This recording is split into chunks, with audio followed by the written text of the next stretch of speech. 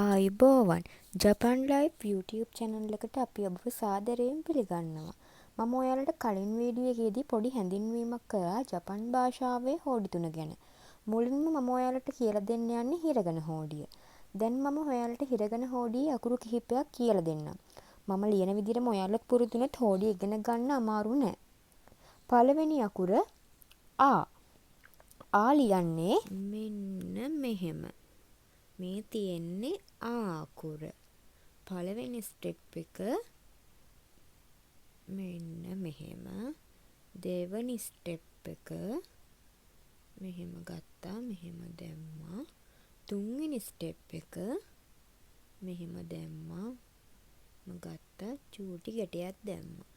දෙවනි අකුර ඊ අකුර. ඊ අකුර ලියන්නේ මෙන්න මෙහෙම. පළවෙනි ස්ටෙප් එක මෙහෙම ගත්තා, දැම්මා. දෙවනි ස්ටෙප් එක මෙහෙම අරගෙන මෙහෙම දාලා මෙන්න මෙහෙම දැම්මා. මේ තියෙන්නේ ඊ අකුර. ඊළඟ අකුර ඌ අකුර. ඌ අකුර අපි ලියන්නේ මෙන්න මෙහෙම.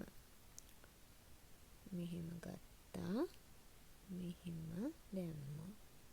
පළවෙනි ස්ටෙප් එක මෙහෙම ඉරි කෑල්ල. දෙවනි ස්ටෙප් එක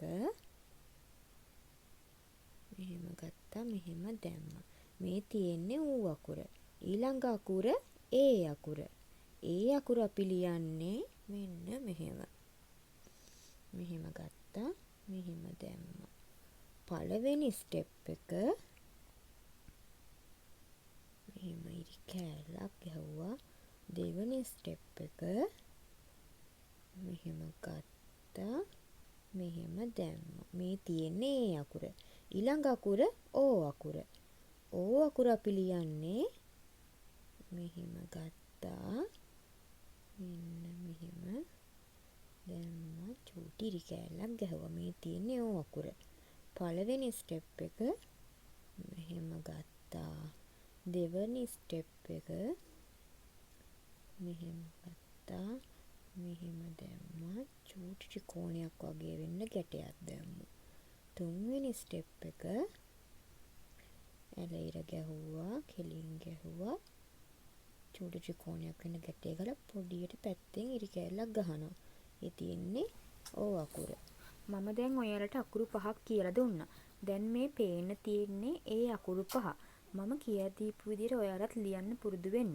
මොනවා හරි ප්‍රශ්නයක් තියෙනවා නම් කමෙන්ට් කරන්න. මේ වීඩියෝ එකකින් ඔයාලා යම්කිසි දෙයක් ඉගෙන ගත්තා නම් අපිව සබ්ස්ක්‍රයිබ් කරලා ෂෙයා කරන්නත් අමතක කරන්න එපා. තවත් වීඩියෝ එකකින් හමු වෙනවා. ඔයාලට සුබ දවසක්.